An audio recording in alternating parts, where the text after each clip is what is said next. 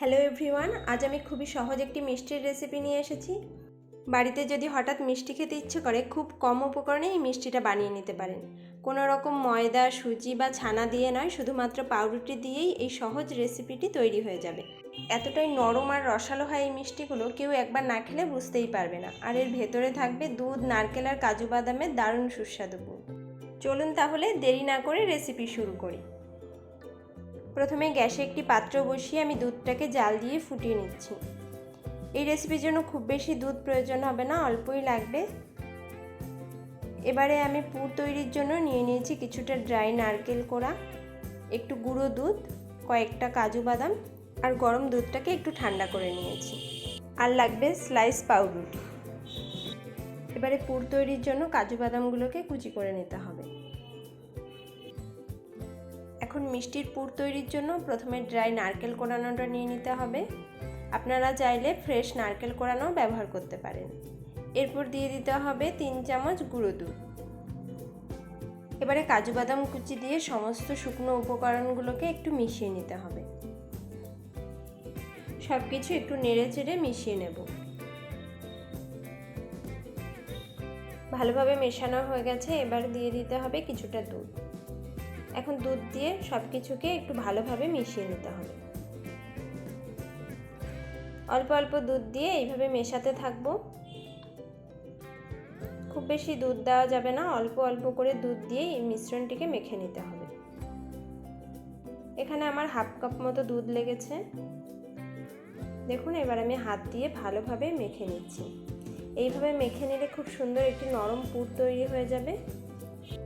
এই পুরটাই মিষ্টির ভেতরে ব্যবহার করব। এরপর পাউরুটির স্লাইসের চারপাশের শক্ত অংশগুলো কেটে বাদ দিয়ে দেব।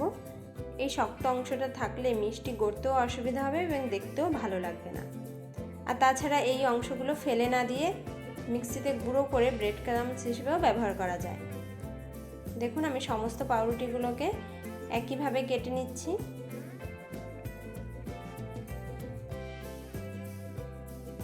পাউরুটিগুলো খুব সুন্দরভাবে কেটে নিয়েছি। এবারে হাত দিয়ে একটু ছিঁড়ে নিতে হবে।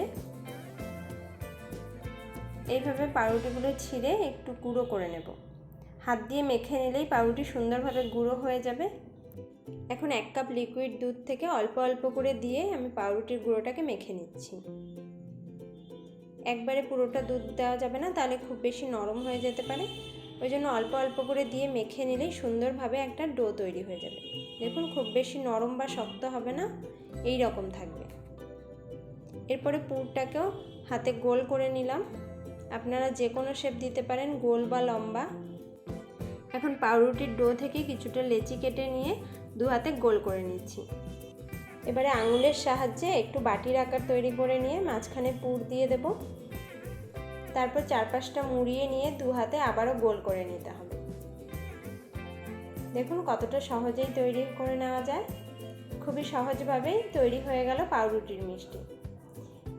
আবারও একটি তৈরি করে দেখাচ্ছি। প্রথমে পাউরুটির মণ্ড থেকে কিছুটা লেচি কেটে নিয়েছি, তারপর দু হাতে গোল করে আঙুলের সাহায্যে এইভাবে বাটির মতো তৈরি করে নিতে হবে।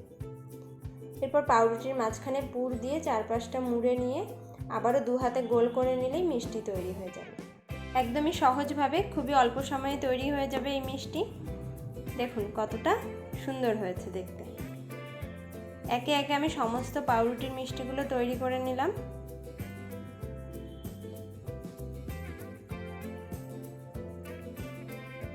সবকটা মিষ্টি তৈরি হয়ে গেছে।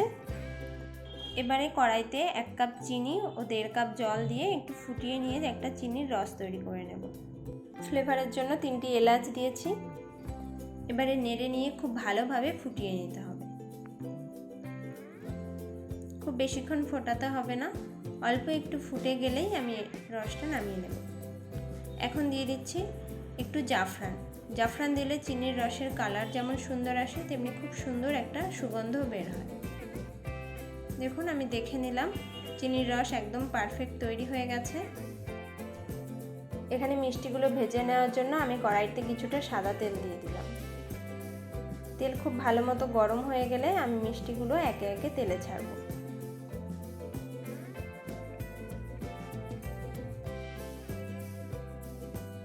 এবারে হালকা হাতে মিষ্টিগুলোকে উল্টে নিতে হবে। এখনই মিষ্টিগুলো হালকা রং ধরতে শুরু করেছে। এইভাবে 3 থেকে 4 মিনিট মিডিয়াম ফ্লেমে মিষ্টিগুলোকে ভেজে নিতে হবে। মিষ্টিগুলো খুব বেশি কড়া করে ভাজবো না, হালকা ভেজে তুলে নিতে হবে। দেখুন এইভাবে লো টু মিডিয়াম ফ্লেমে কিছুক্ষণ নাড়াচাড়া করে ভেজে নেব।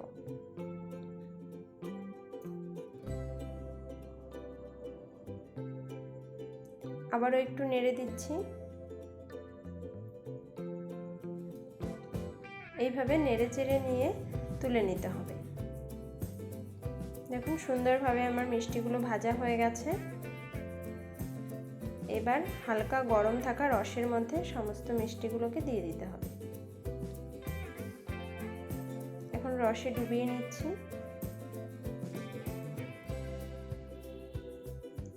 এরপর বাকি মিষ্টিগুলোকেও আমি একইভাবে হালকা লাল করে ভেজে নেব।